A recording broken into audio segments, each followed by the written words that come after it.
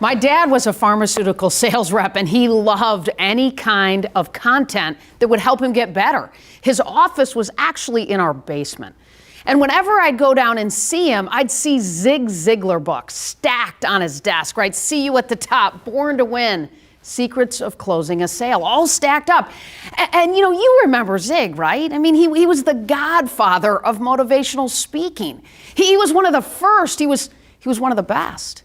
At 20, I decided I have got to find a way to meet this incredible man. I think I want to do what he does. So I reached out to his book publisher. I cold called his office.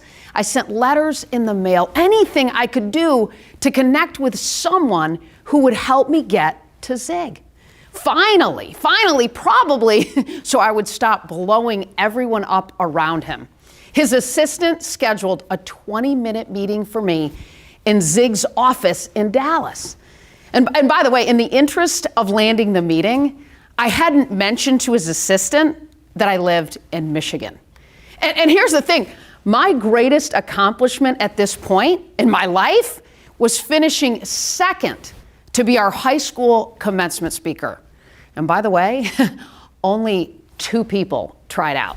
So yes, I fly to Dallas, I walk into Zig's office, it's pristine, clean desk, a few family photos, and after connecting, asking questions to Mr. Ziglar, sharing my desire to do what he does, Zig leaned forward toward me. He leaned forward and I was ready, right? Like, here comes the secret sauce.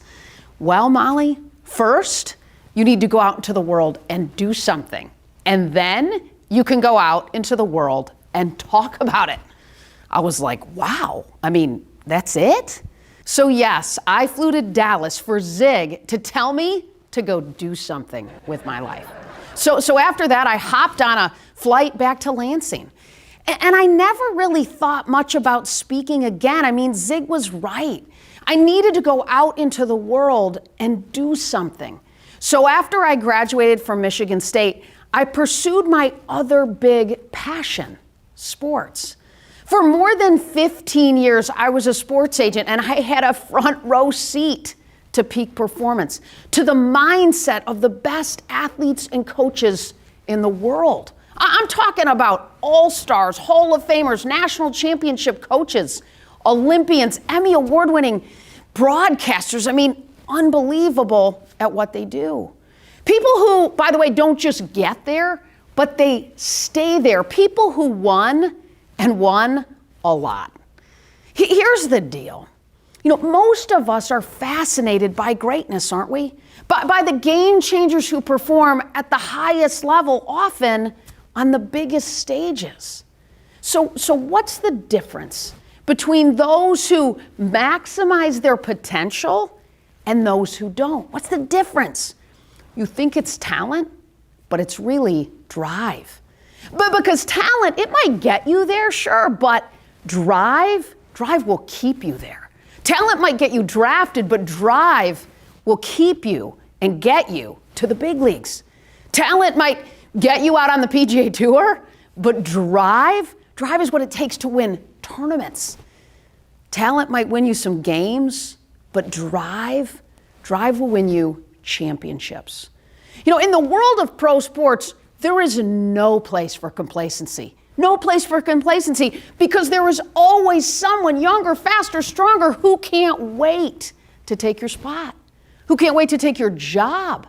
Only something like, get this, 0.08% of high school athletes make it to the pros. And that's just get there. The average pro playing career is somewhere between 3 and 5 years, depending on the sport. So if you count on talent alone, sure, you might make it, but you'll only make it for a cup of coffee.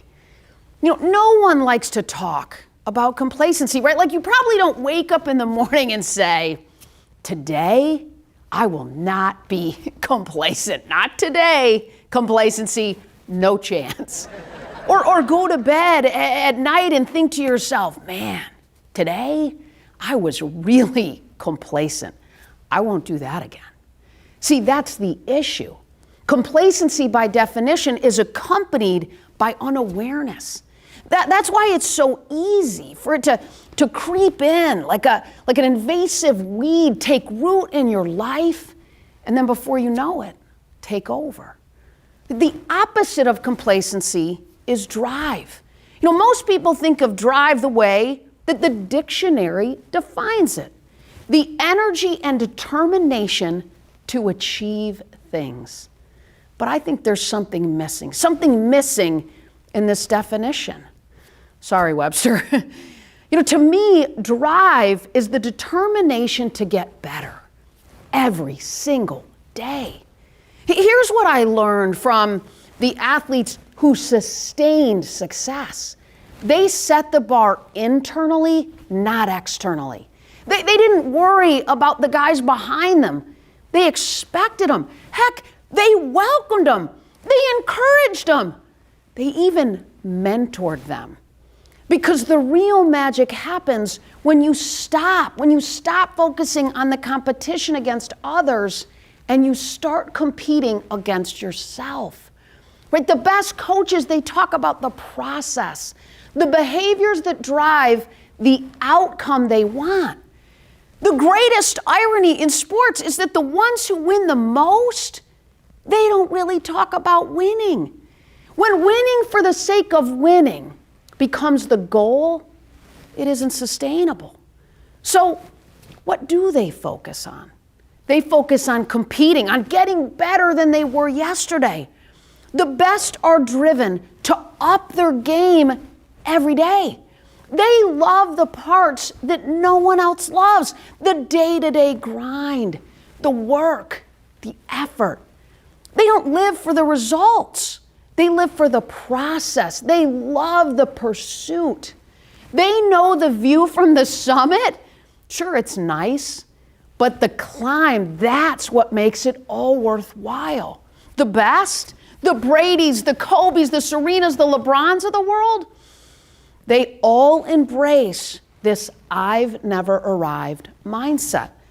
I saw this all firsthand for almost 2 decades as a sports agent. And by the way, in the sports agent industry, you'll find this interesting. There are more agents than athletes to represent. This is not a great business model.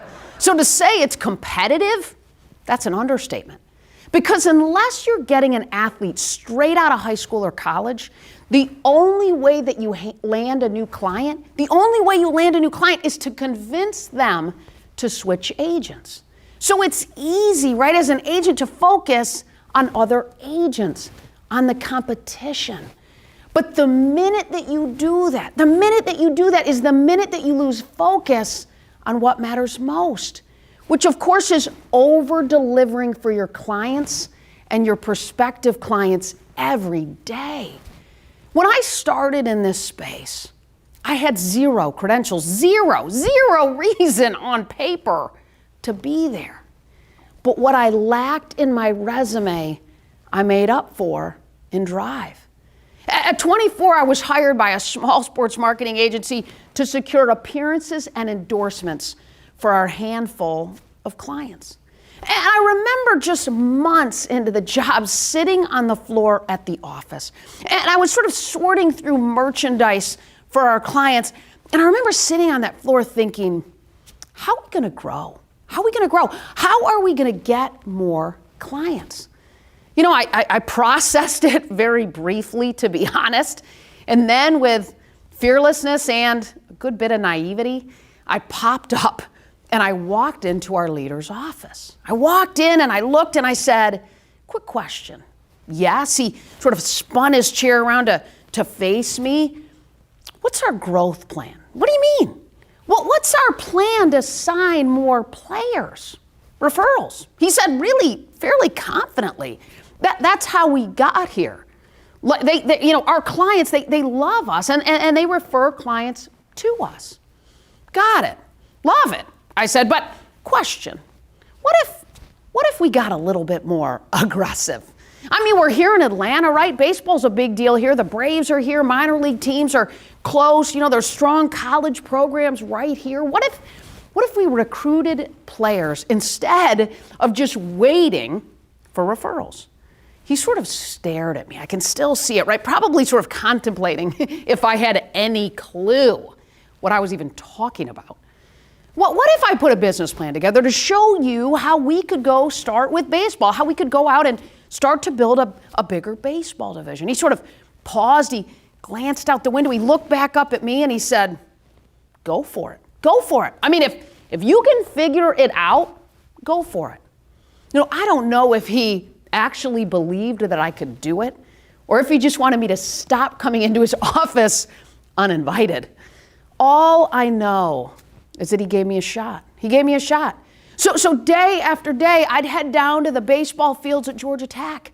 I'd lean on that fence, right? I'd lean on that fence. All the scouts were kind of all up and down the fence with stopwatches in their hands and clipboards.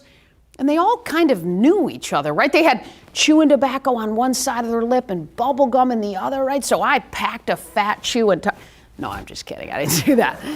Slowly but surely, I built relationships. I built relationships with the coaches, the scouts, even the parents. And before long, I was using the lingo, right? I was talking about going deep, right? Sitting curveball, roping it to first. I loved the process. I loved the grind. I loved really the idea of helping an athlete capitalize on such a remarkably unique window of time in their lives. We signed a couple guys out of Tech that first year and a few more the next year. I expanded my relationships to other college programs, to other minor league programs, to other markets. Some guys, of course, they'd get to the big leagues and some wouldn't. From baseball, we expanded to other sports like golf and college coaches. And then when our coaches would get fired, which of course happens, we'd find them broadcasting jobs. So a broadcaster division was born. By the time I left the agency 15 years later, I'd grown our client representation division to over 300 athletes, coaches, and broadcasters, and a team of agents. Good or bad, right or wrong, CNN dubbed me the female Jerry Maguire. If I had come into this space and tried to compare myself to other agents, I wouldn't be here right now. For starters, I would have looked around the field or the court or the course and I would have noticed the obvious. All men, and thought, I don't belong here. I was different. I was really different, but that was a good thing. I had to figure out how I could up my game every day, not compare myself. I had to find a way to be so good that prospects, they couldn't say no. And if they did, well, my philosophy, no, it's just feedback. With this simple mindset shift, right, setting the bar internally versus externally, the drive to achieve is replaced by something more sustainable, the drive to get better. The desire to achieve is fleeting, but the desire to get better, it's unending. Yes, the byproduct of that is usually achievement, but that's not the focus. Because if it's all about achievement, the trophies, the accolades, the money, once you get them, you're done. You're done. You'll fold up like a cheap lawn chair. This is exactly why success breeds complacency. When you drink your own Kool-Aid, it quenches your thirst, sure, but then you lose that thirst. You lose that desire, that hunger to get better. But if it's all about raising the bar for yourself every single day, then complacency, it can't take root. It has no shot. See, the best, they don't have a rear view mirror. I remember a college coach that I represented celebrating the biggest moment of his career, his first national championship. He cut down the net, celebrated with his guys in the locker room and his staff. He teared up in the interview with the media. He enjoyed every minute of it. But I remember talking to him the very next morning. And guess what he was doing? The very next morning, he was on the phone with a top high school recruit, working on trying to lock him in to come play basketball for him next season. Just hours after an amazing season, he was already focused on getting better. Because that's what the best do. Because here's what they know. They know that the desire to achieve, it might get you there. But the desire to get better will keep you there. We all have a choice in life. You can settle for less than you're capable of, less than you deserve, less than you are meant to be. Or you can go for more. As a competitive tennis player, I hit a plateau as a teenager, and I needed to be more aggressive. I needed to get off the baseline and get to the net. So I walked out to one of my very last tennis lessons with my longtime juniors coach. He looked at me, he said, "Molly, today we're going to do something a little bit different." He said, "We are going to play sharks and minnows." Behind the baseline, he said, there's sharks. If you step back behind that line during the point, he said, you will get eaten up by the sharks. Now, I'm 17 years old. I'm headed to play D1 tennis, and I'm playing sharks and minnows. But here's the thing. That lesson was a really powerful realization for me on and off the court. It's really a realization for all of us that it's about stepping in, that it's about leaning in, that it's about cutting off the angle and going for it in life every day. You know, reflecting back, why was I settling in at the baseline, right? Like, why was I settling in back there? Complacency. I had a false sense of security. I was kind of comfortable back there. But the more that I worked on stepping in and going to the net, both in practice and in matches, the better I got. So here's what I learned. Here's what I learned from my junior tennis coach back in Michigan and the best athletes in the world. Don't stand on the baseline of your life and accidentally become a spectator. Step in between the lines. Step in between the lines and go for it. Fall in love with the pursuit of getting better. There'll be tough moments. There'll be setbacks, and there'll absolutely be moments of self-doubt for sure. Expect it. Then find that little tug inside of you to just be a little bit better. That's where the magic happens. That's drive.